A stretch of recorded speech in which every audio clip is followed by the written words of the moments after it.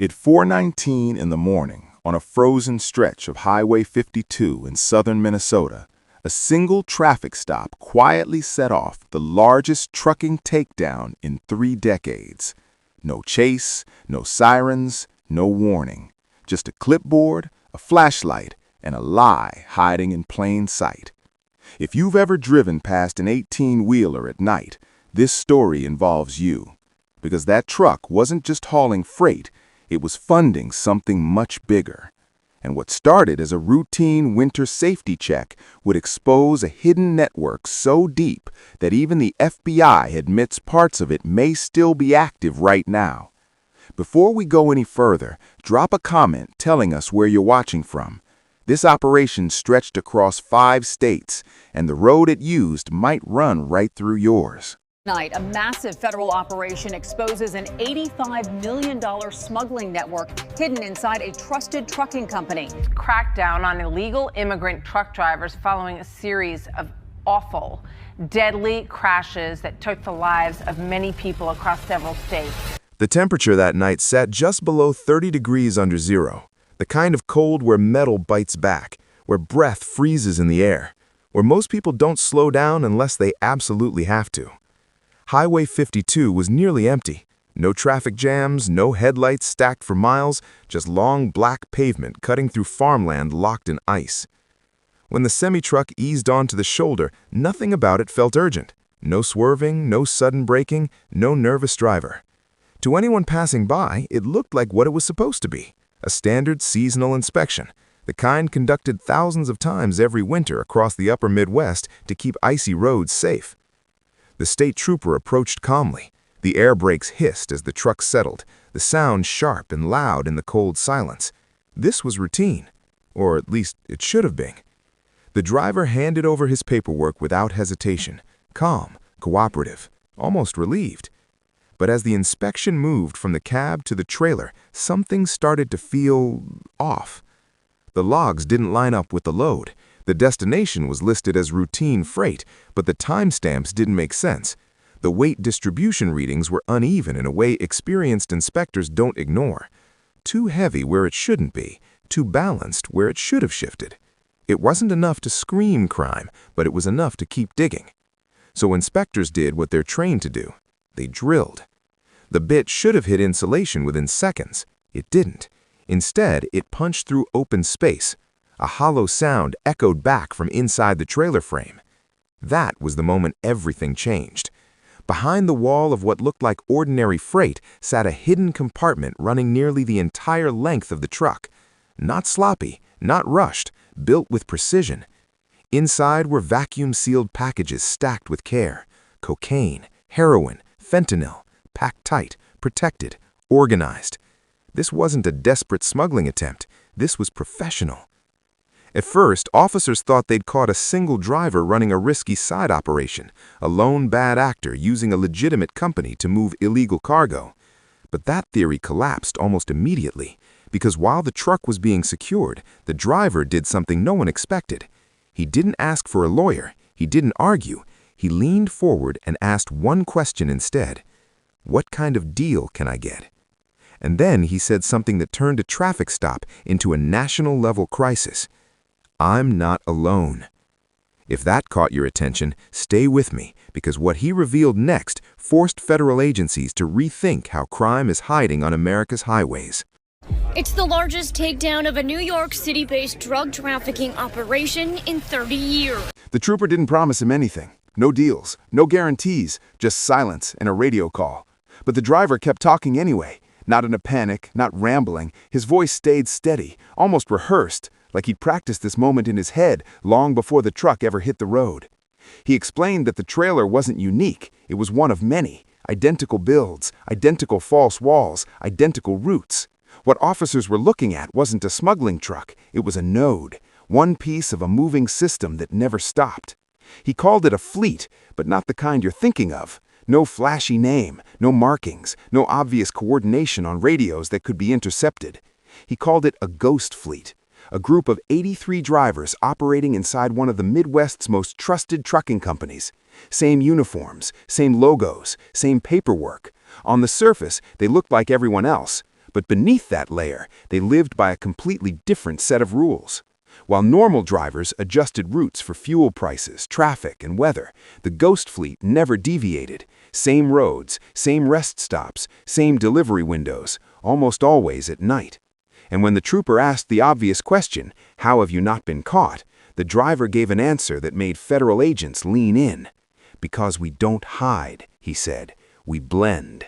Within minutes, the stop on Highway 52 was no longer being handled locally. Calls went out, phones lit up. Federal agencies were looped in before the sun even hinted at rising. Because this wasn't just about substances anymore, it was about infrastructure. Before we go further, if you're still watching, tap like. Not for the algorithm, for the simple fact that this story exists almost entirely out of public sight. The logo on the side of the truck said North Star Hauling. If you lived anywhere in Minnesota, Wisconsin, Iowa, South Dakota, or Illinois, you'd seen it before. Blue and white trailers rolling past on interstates, parked at rest stops, backed into warehouses carrying food, building materials, heating supplies. For years, North Star was considered a pillar of the regional economy. Dependable, boring even. Exactly the kind of company no one questions. But the investigation sparked by the Highway 52 stop revealed something chilling. North Star wasn't one company, it was two. Most employees followed normal schedules, normal routes, normal rules. But buried inside the workforce was a specific group, 83 drivers, mostly Somali nationals, who operated under a parallel command structure. They weren't freelancers, they weren't rogue actors, they were organized. Federal investigators mapped their movements and saw patterns that didn't exist anywhere else in the company.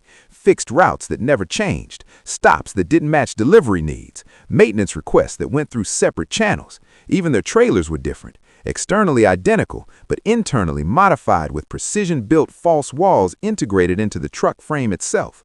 These weren't add-ons, they were engineered. To scanners, the trailers looked normal. To weight checks, they passed just well enough. To casual inspections, they blended perfectly. This is what military planners call parallel shipping, using the cover of legitimate commerce to move illegal cargo at scale. But here's the part most people miss. The freight was only half the operation. Because while substances moved on highways, something else was moving even faster. Money. And once investigators followed that trail, the case stopped looking like organized crime and started looking like something far more dangerous. Before we open that door, comment one word that describes how this operation feels so far, because the next part is where things get uncomfortable.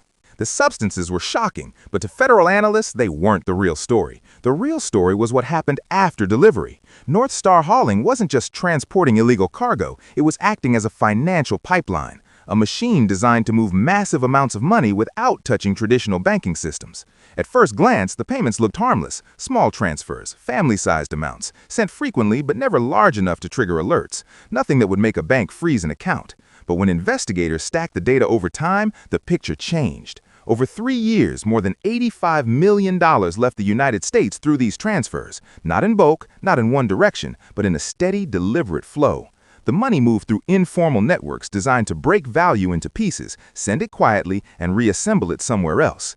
Destinations began to emerge. East Africa, parts of the Middle East, places with no connection to trucking routes, fuel contracts, or logistics costs. This money wasn't supporting transportation, it was funding something else entirely. And here's the part that made analysts uneasy. The activity spiked during winter, every year. When snowstorms hit, when roads iced over, when police resources shifted to accident response and public safety. During the coldest months, roadside inspections dropped sharply, not because officers didn't care, but because standing outside at 30 below zero is dangerous. The Ghost Fleet knew this. They didn't fight the weather, they weaponized it. If that realization made you pause, you're not alone. Drop a comment. Do you think weather is an underrated vulnerability in crime prevention? Because once federal agencies understood this pattern, they knew something critical. If they moved too slowly, they'd lose everything.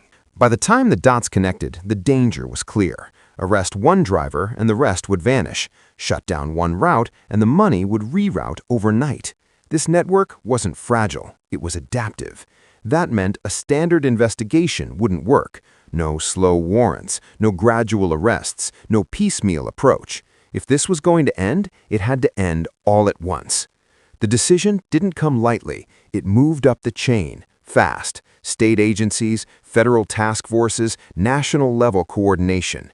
And then a name appeared on briefing documents. Operation Northern Breaker.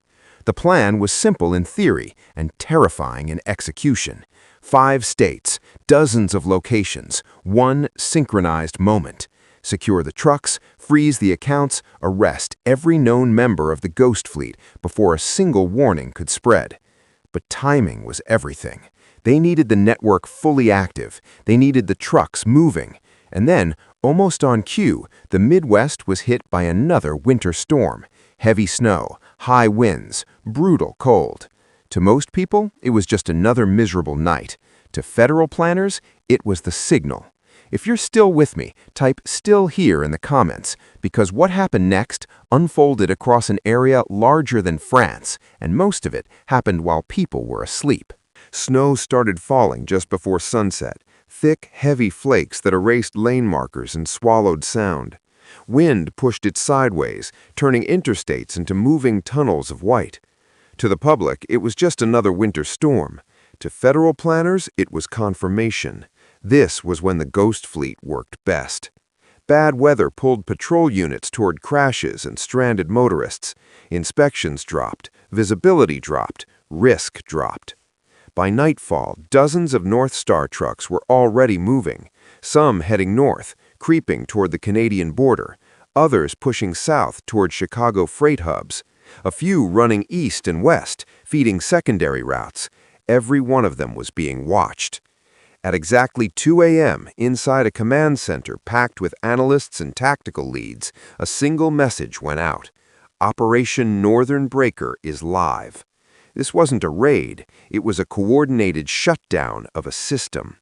Across Minnesota, Wisconsin, Iowa, South Dakota, and Illinois, teams moved at the same time. No sirens, no press, no warning. On Interstate 94, 3 North Star trucks fought through blowing snow, their headlights barely cutting through the dark.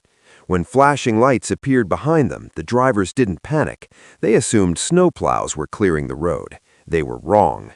Unmarked federal SUVs boxed them in from both sides. Squad cars slid into position ahead. The trucks were forced onto the frozen shoulder, tires crunching into packed snow. Before radios could crackle to life, doors were already being opened. Drivers were pulled down from the cabs and pushed into the wind. Zip ties snapped tight around gloved wrists, faces pressed into the cold. There were no questions. The talking phase was over. If you've ever wondered how fast control can disappear, this is it. Blink, and your entire operation is gone.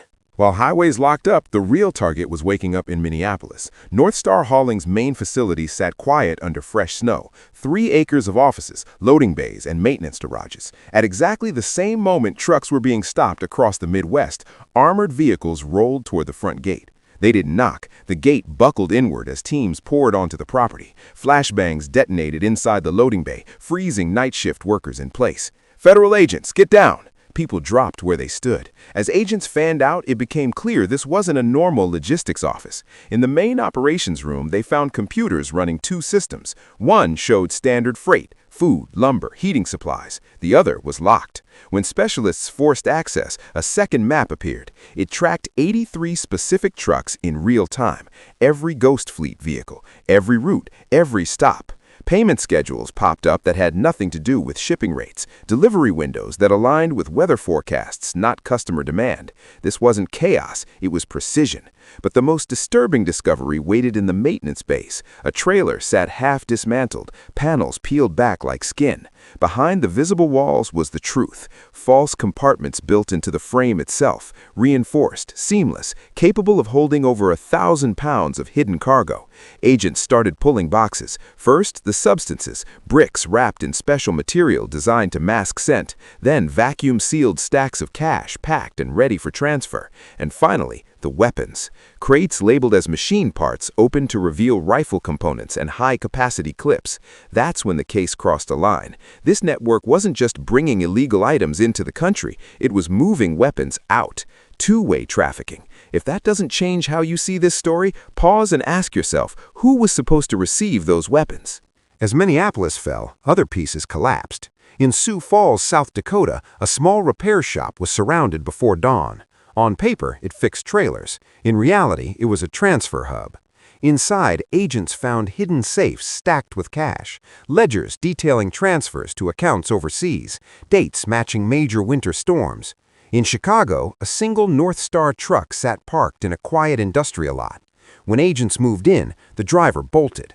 He didn't make it far. A police dog brought him down between two frozen containers.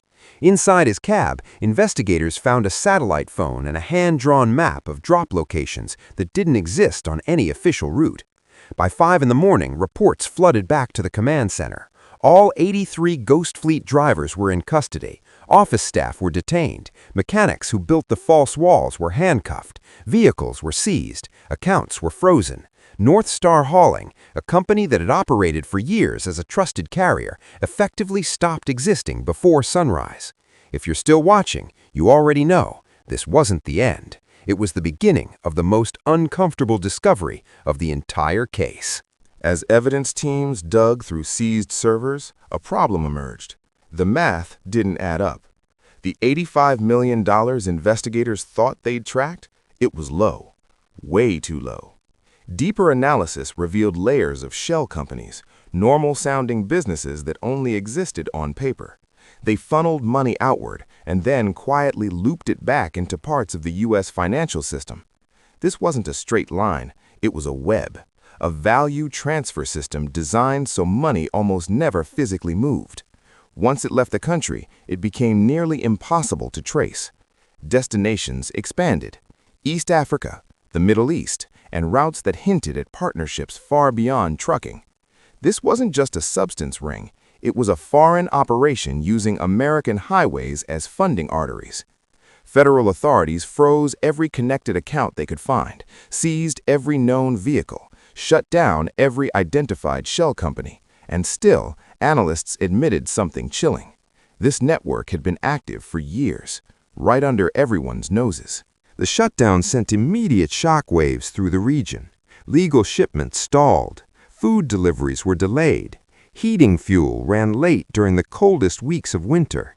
Entire supply chains hiccuped. That's how deeply embedded the operation was. For agents standing in the snow, surrounded by piles of seized cash, substances, and weapons, it was worth it. They had cut a major artery of global crime. But in private briefings, officials said something they would never put in a press release.